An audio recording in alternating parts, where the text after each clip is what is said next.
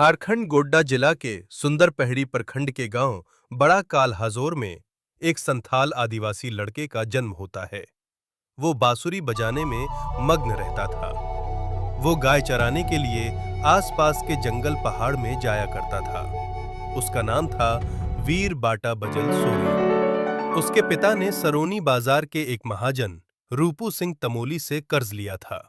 कर्ज चुकाते चुकाते उसके पिता का देहांत हो जाता है, पर कर्ज खत्म नहीं होता है, क्योंकि रूपू सिंह तमोली ने उसके पिता को टैक्स के नाम पर लूट रहा था। बजल सोरेन के पिता ने सारा कर्ज वापस कर दिया था, पर टैक्स खत्म ही नहीं हुआ।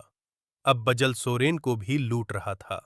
बजल के बकरी, धान, महुआ और अन्य अनाज के साथ साथ जमीन में लूट रहा था। एक दिन बजल सोरेन अपने पूर्वज और मरांग बुरु जाहिर आयो का पूजा कर रहा था।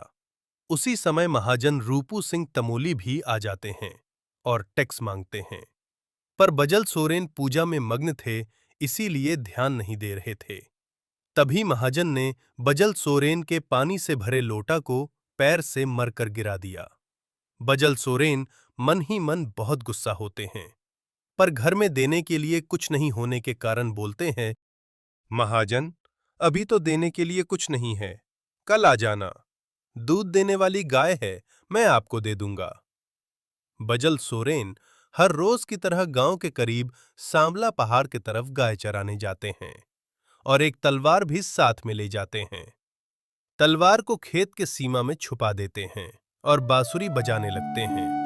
और उधर महाजन भी बजल सोरेन के घर आते हैं, पर बजल सोरेन घर में नहीं होते हैं। गांव वालों से पूछताछ करने के बाद जानकारी मिलती है कि बजल सोरेन गाय चराने गए हुए हैं। महाजन भी जंगल की ओर बजल की खोज में निकल जाते हैं। बजल सोरेन बांसुरी बजा रहे थे, इसीलिए महाजन बजल सोरेन को आसानी से खोज लेते हैं। तभी बजल सोरेन बोलते हैं, और सांवला पहाड़ के तरफ में एक गाय को दिखाते हैं।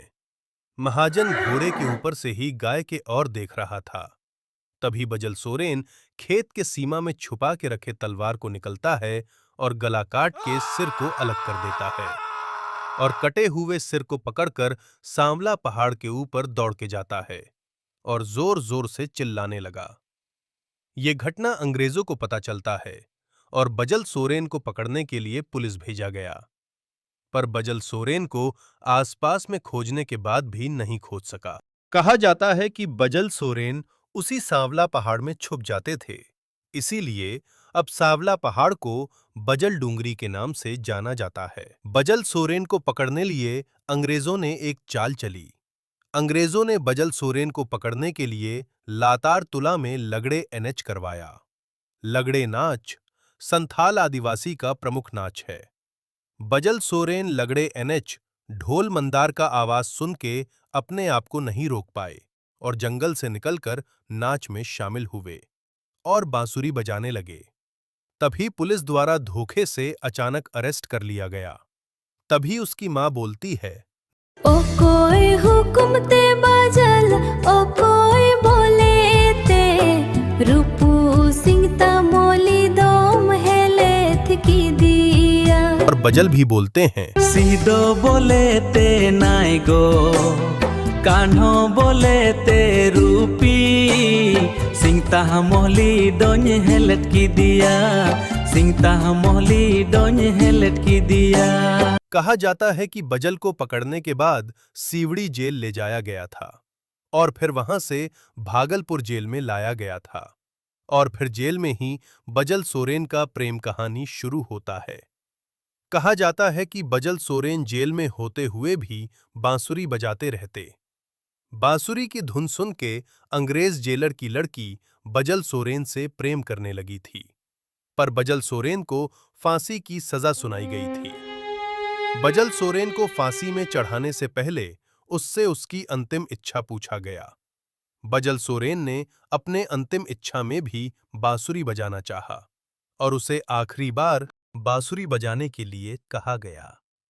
बजल सोरेन बांसुरी बजाने लगे और इतने सुरीला धुन में बजाया कि सब लोग देखते ही रह गए और देखते ही देखते फांसी देने का समय भी खत्म हो गया।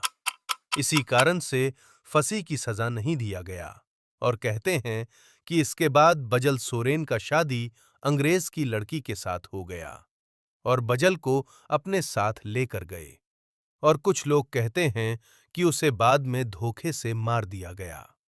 ऐसे ही और आदिवासियों का इतिहास को किताबों में नहीं लिखा गया और उसे मिटाने के लिए प्रयास किया गया, पर आदिवासियों ने अपने इतिहास को गाना और कहानी में बचा के रखा है।